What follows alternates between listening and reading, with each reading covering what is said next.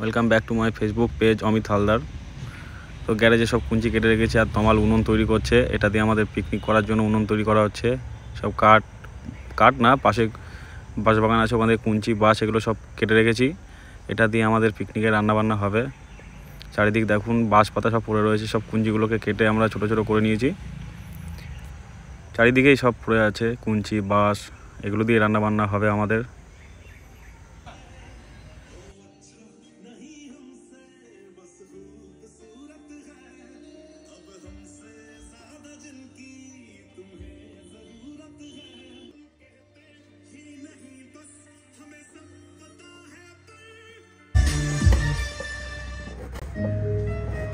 গান গাওয়া যাবে না।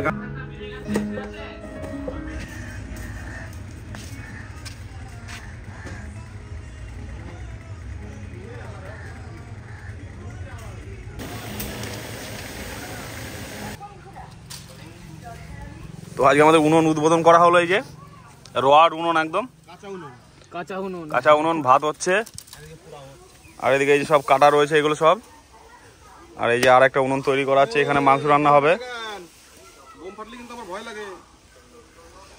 আর এদিকে মিন্টু দাও কাটছে বাঁশ, ওই বাঁশ সব আগুন ধরিয়ে দেবো আমরা। ভয় থেকে কেটে নিচ্ছে ওই জন্য।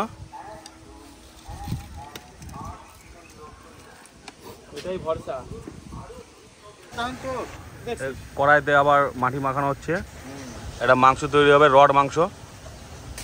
এই যে ভাত হচ্ছে, ওই যে উনুন রেডি আমাদের। উনুন আর উনুন, চারিদিকে শুধু উনুন। আরে গরিব হয়ে গেছি, পুঁজি নাই, পুঁজি নাই।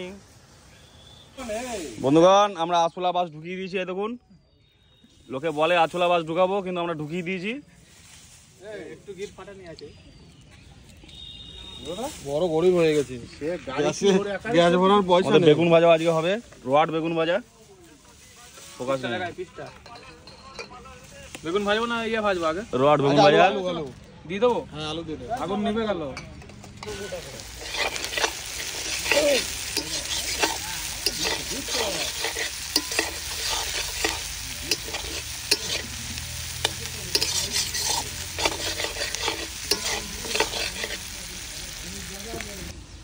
এবার মশলা যাচ্ছে আমাদের সব পেস্ট।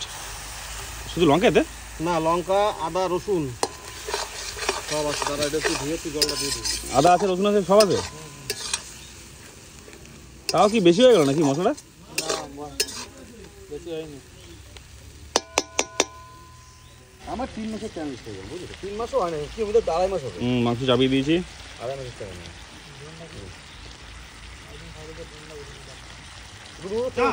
কি হবে, ডাল হবে এবার? ডালের জন্য আমাদের তেল দিয়ে দেওয়া হলো, এটাতে ডাল হবে। ডাল না, এবার বেগুন ভাজবো। এটা ও সরি, এটা বেগুন ভাজা হবে। চলতে চাই যে রান্না বান্না করে খাবো, যাবো এনে। ও দার্জিলিং এর কথা ওর বাবা পারমিশন দিয়েছে আমার জন্য। ও তো লাফাচ্ছে এখন। বেগুন হচ্ছে, বেগুন ভাজা হবে। একটু তেলটা গরম হোক, সব তেল এই এক বেগুনে নিয়ে নেবে। বেগুন ভাজা কমপ্লিট হয়ে গেছে, পুরা দাও। আর এবার ডাল চাপানো হবে। তেজপাতা দিয়ে দিয়েছি, ডালও প্রায় হয়ে গেছে। এরপরে খেতে বসবো আবার। খাবার রেডি, পাপে বেগুন ভাজা পড়ে গেছে। এই যে রড ভাটি, রড অরণ্য, এই যে আরেকবার ভাইপো, কি এই যে ডাল, বেগুন ভাজা, স্যালাড, ভাত, আর মাংস ঢাকা। ওই মাংস কি সুন্দর, আলু মধুর মতো। আর পাতে মাংস পড়ে গেছে আমাদের।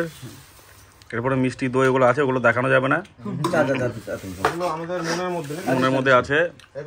এই যে খাওয়া দাওয়া চলছে সব।